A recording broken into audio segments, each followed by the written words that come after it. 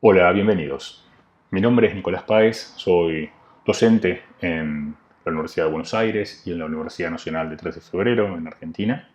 Y en este breve video voy a hacer una introducción al desarrollo con Ruby. De alguna forma estos son los 5 puntos que voy a intentar abordar en esta presentación. Ruby fue creado por Yukihiro Matsumoto a mediados de los años 90. Aparece inicialmente como un lenguaje de scripting y hacia 2005 David Heinemeier Hansson, DHH, publica un framework de desarrollo web llamado Ruby on Rails. Este framework marca un hito importante en la historia de Ruby, ya que potenció muchísimo la popularidad de Ruby, llevándolo, si se quiere, a ser uno de los lenguajes más utilizados en la actualidad. No solo eso, los patrones y un montón de técnicas utilizadas en este framework Ruby on Rails han sido posteriormente reutilizadas o llevadas a otros lenguajes de programación. La comunidad en Ruby tiene su sitio oficial en rubylang.org. Ahí uno encuentra toda una serie de recursos para meterse en el mundo Ruby, desde los instaladores hasta tutoriales y demás información, los diversos links a las distintas listas de correo y las distintas comunidades. En particular hay una lista de correo de Latinoamérica, digamos en español, llamada RubySur. Es un Google Group, se pueden unir ahí en la dirección que estoy compartiendo. Y hay un repositorio de librerías denominado RubyGems, donde uno puede encontrar librerías de lo más diversa para hacer las mil y una cosas que uno pueda llegar a requerir en el lenguaje. Algunas convenciones del mundo Ruby. La primera convención es justamente lo que tradicionalmente se denomina Convention Over Configuration. Si uno mira el contexto en el que aparece, sobre todo Ruby on Rails, allá por 2005, en aquella época estaba en su gran esplendor Java Enterprise Edition, con los Java Beans y todas esas tecnologías aledañas que requerían muchísima configuración en XML.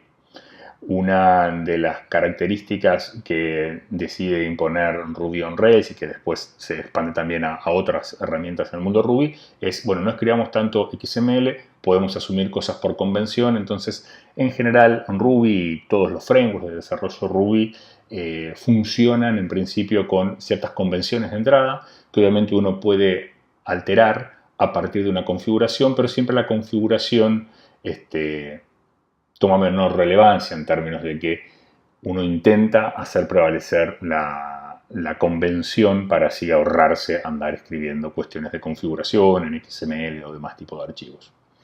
Algunas otras convenciones es, bueno, las clases en Ruby se nombran con camel casing, los métodos se nombran y las variables también con snake casing. Ahí pueden ver el ejemplo, ¿no? Todas las palabras van en minúscula y si tengo distintas palabras las voy a unir por underscore. Otra convención bastante común en el mundo Ruby es que algunas de las herramientas es posible configurarlas a partir de un archivito oculto en la carpeta raíz del proyecto. ¿Sí? Por ejemplo, si uno quiere configurar rspec, una forma de configurarlo es depositando un archivo .rspec en la raíz del proyecto y de esa forma almaceno ahí las configuraciones particulares de esa herramienta. Esta convención la utilizan varias herramientas del mundo Ruby.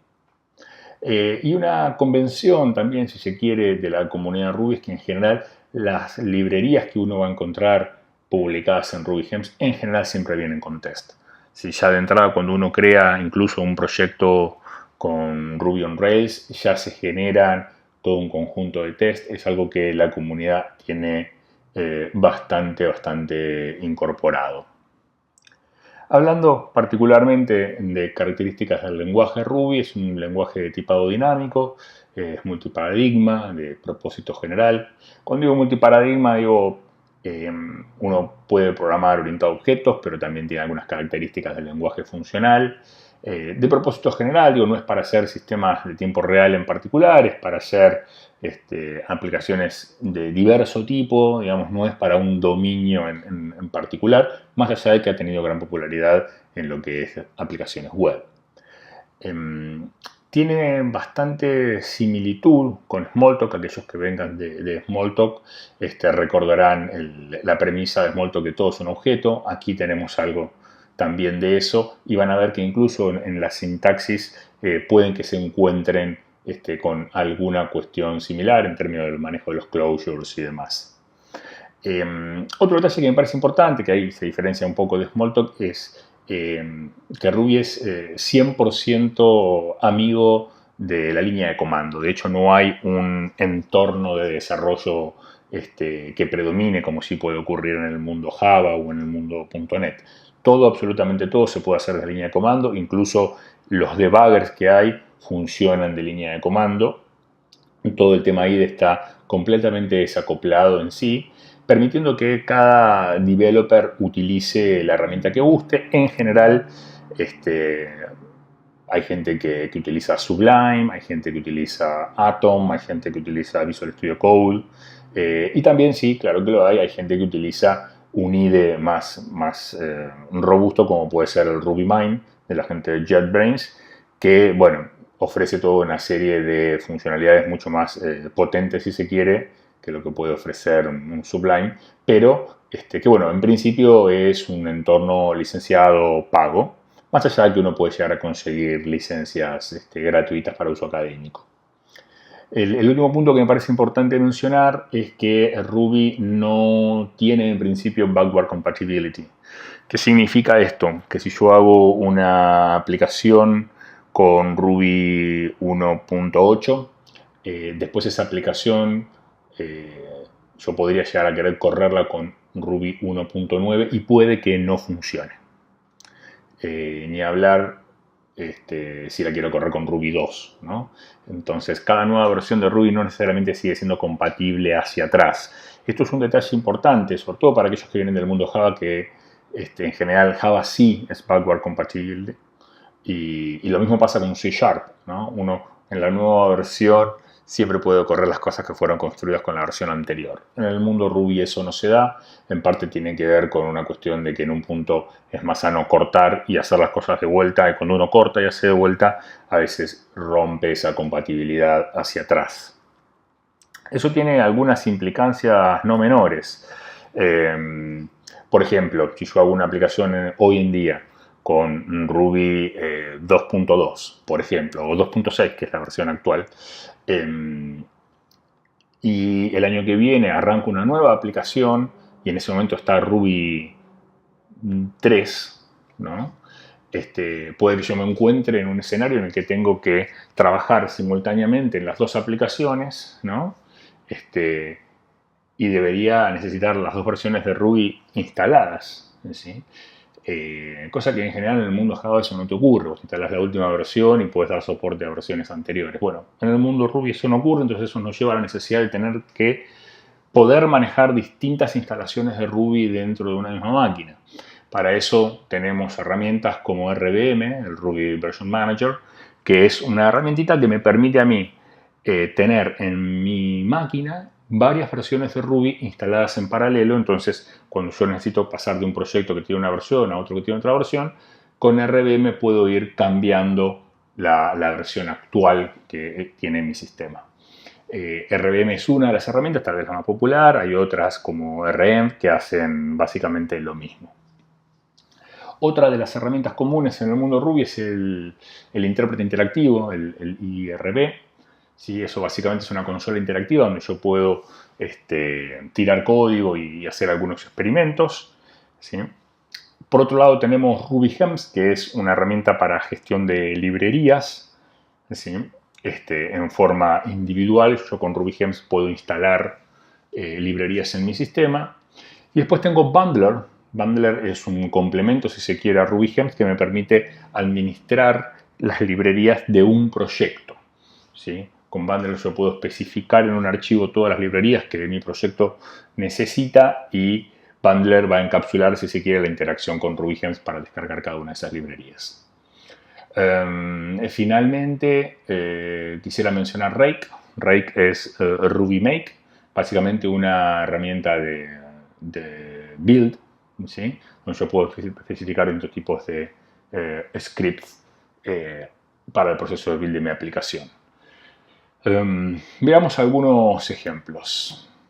Aquí en mi sistema yo tengo una aplicación, un proyectito típico, ¿sí? De Ruby. ¿Sí? Lo primero que quiero mostrar es RVM list. Yo tengo instalado RVM en mi máquina y con el comando list le pido que me liste las versiones de Ruby que tengo en mi sistema. ¿Sí? Como pueden ver, tengo instalado la versión 2.2.0, 2.1.5 y 1.9.3. ¿Sí?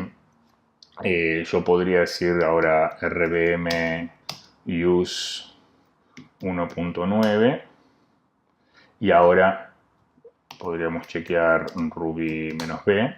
Esto es 1.9 y si no le puedo decir Ruby 2.2, 2.2.0 y ahora sí tengo activa la versión 2 de Ruby.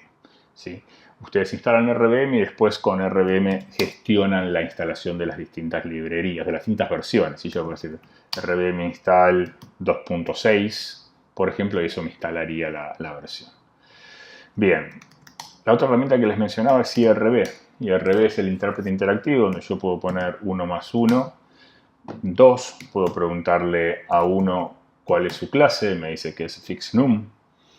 ¿Sí?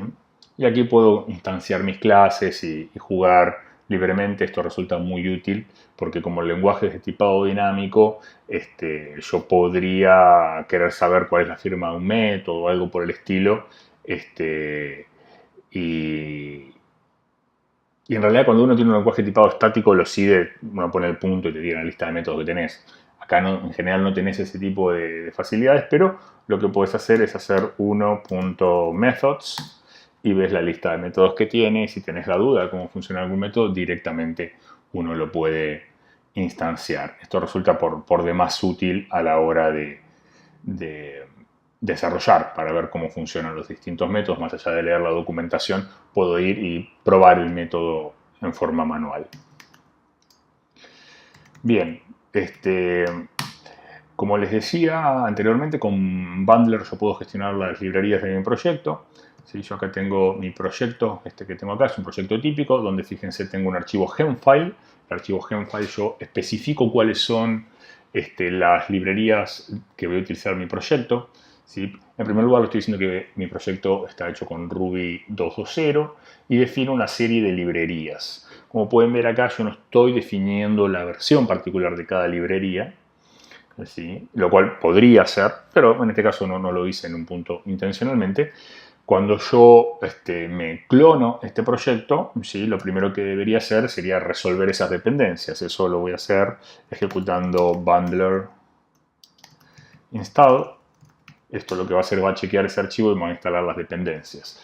¿Qué ocurre en este proceso? Ocurre que chequea cada una de estas dependencias que yo tengo declaradas, se conecta a la web y la descarga, y a su vez esa dependencia puede tener otra dependencia. Entonces lo que va haciendo la herramienta va escribiendo en este otro archivo gemfile.log, ¿sí?